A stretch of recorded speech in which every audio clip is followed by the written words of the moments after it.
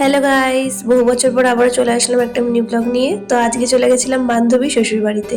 তো সুন্দর রাস্তা দিয়ে হাঁটতে হাঁটতে চলে গেছিলাম। আর বাকি যাওয়ার ক্লিপগুলো আমার নেওয়া হয়নি, কারণ আমি এত সুন্দর ব্লগার যে আমি ক্লিপ নিতেই ভুলে যাই।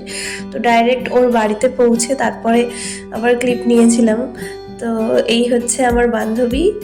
আর তারপরে বান্ধবীর ঘরে ঢুকেছিলাম। এটা হচ্ছে ওর শ্বশুর শাশুড়ি মার ঘর, আর এটা হচ্ছে ওর আর ওর বরের ঘর। তো এখানে হচ্ছে আমার বান্ধবী বসে রয়েছে, আর আসলে ও আমার থেকে ছোট বোন হয়। আর এটা হচ্ছে ঢঙি, আর এটা হচ্ছে আমি আর ঢঙির বোন এটা। তো তারপরে আমরা খেতে বসে গেছিলাম। খাবারে ছিল ভাত, মুড়িঘণ্ট, ডাল, বেগুন ভাজা, মাছ, মাংস, মিষ্টি। তো বাকি মাংসের ক্লিপ আমি নিতে পারিনি, ওই যে বললাম এত সুন্দর ব্লগার যে ক্লিপ নিতে ভুলে যায়।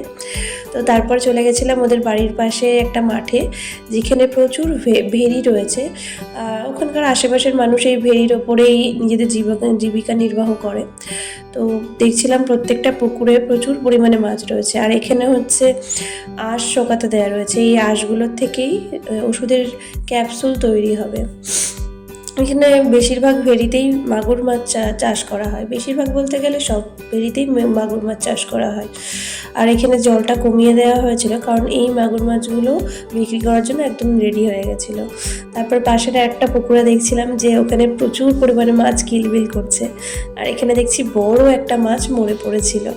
আর এই নারকেল গাছটা দেখে আমি একদম অবাক হয়ে গেছি, কী করে ওইটুকু অংশ ওখানে জুড়ে রয়েছে মাটিতে। তো তারপরেই আবার বাড়ি যাওয়ার সময় হয়ে গেছিলো, তাই অটোতে করে বাড়ির পথে রওনা দিয়েছিলাম।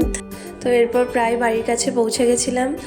আজকে আমার ভয়েসটাকে প্লিজ ইগনোর করো, কারণ আমার ভীষণ ঠান্ডা লেগেছে। তো আজকের ভিডিও এই অবধি। ভালো লাগলে লাইক কমেন্ট করে দিও, চ্যানেলটা সাবস্ক্রাইব করে দিও। টাটা।